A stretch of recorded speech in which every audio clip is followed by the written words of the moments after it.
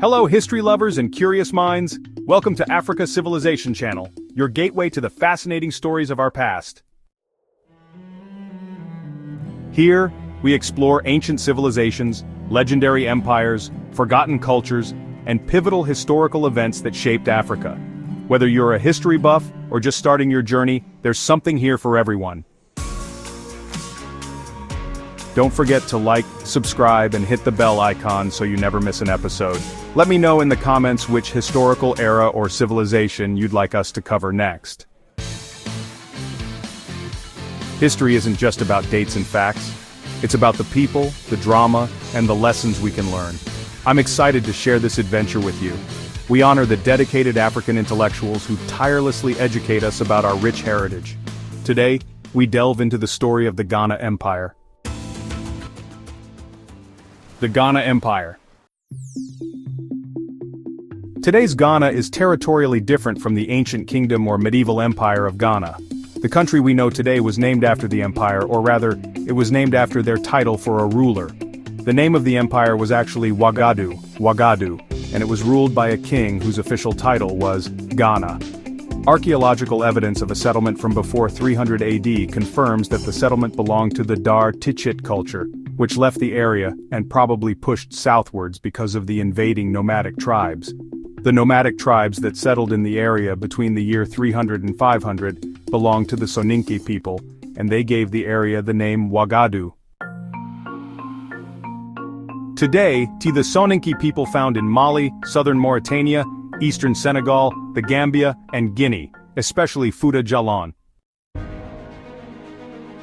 The kingdom thrived from 700 CE until 1076 CE, approximately 500 miles north of present-day Ghana. The empire's location is known from written sources and archaeology, with the oldest settlement in West Africa discovered in 1969. The empire was located on the mainland and inhabited the Sahel grasslands, now part of western Mali and southeastern Mauritania. The Soninke people, an ethnic group from the Sahel, have a rich history that has been passed down through generations. Their oral tradition begins with a common ancestor, Dinga, who settled in Dia, located in the Niger Delta. He married and had two sons, who moved to different towns in the Sahel grasslands and became the forefathers of the Soninke people. Both Dinga and his sons often moved from one place to another. This is a part of the legend that explains why the Soninke people are found in various parts of the Sahel. The Sissi clan became the ruling dynasty of Wagadu. After Dinga's death, Diabe Sissi disguised himself as his older brother and tricked him into becoming chief. After the death of Dinga, the Sissi clan became the ruling dynasty of Wagadu. Diaby Sissi appoints 4 cavalry commanders as chiefs of the 4 main provinces, and the kingdom was called Wagadu. Ghana's military included a regular army, reserve forces, and elite soldiers. The regular army was made up of several thousand career soldiers. They kept the borders secure, put down minor revolts, and maintained peace and order. These soldiers wore knee-length cotton pants, sleeveless tunics, sandals, and headdresses adorned with feathers. The color of a soldier's tunic and the number of feathers in his headdress indicated his rank. The soldiers used weapons such as spears, daggers, swords, battle clubs, and bows and arrows. They were well paid and highly respected. During wartime, the king called up additional reserve forces and the troops of other governors under his rule. Every man in the empire was required to complete military training so that he would be ready to serve when called. Stories tell of a king who could call up an army of 200,000 warriors.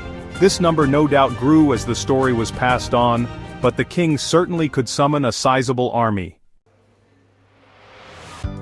In the 13th century, the Soninke began trading with Berber peoples, leading to Ghana's rise as one of West Africa's richest kingdoms. They controlled a source of gold washed down from the highlands by excessive rainfall. The king of Ghana claimed all gold nuggets and levied a trade tax on salt, amassing great wealth. The Soninke traded in copper, dates, salt, slaves, iron tools, weapons, livestock, hides, cloth, clay pottery, medicinal herbs, food, spices, fruits, and honey. Cola nuts, rich in caffeine, were used as a symbol of hospitality and exported to the United States as a sacred flavoring ingredient for Coca-Cola. The position of the Kingdom of Ghana enabled it to control and dominate the Saharan routes used by the trade caravans. The Kingdom of Ghana controlled and dominated the Saharan routes used by trade caravans transporting products and gold to distant regions of the Middle East and the Mediterranean. The introduction of camels to northern Africa in the 5th century led to the rapid development of trade in West Africa. The trade caravans consisted of 6,000 to 2,000 camels, which transported heavy loads for many days without water or food. The Ghana Empire also had easy access to the north and northwest of Africa, connecting the kingdom with the Maghreb, Egypt, and Tripoli. It was the meeting point for many traders traveling across Africa, and the king collected taxes from them that made him richer. Kumbi-Saleh, the capital of the Ghanaian Empire, was described as two cities close to each other, 10 kilometers apart. However, the oral tradition of the Soninke people still claims that the capital of their empire was Kumbi, or Kumbi-Saleh.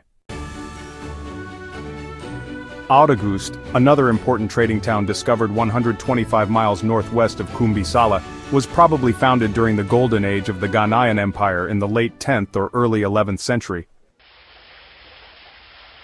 It flourished as an oasis town on the trans-Saharan trade route and was built in the shadow of a barren mountain.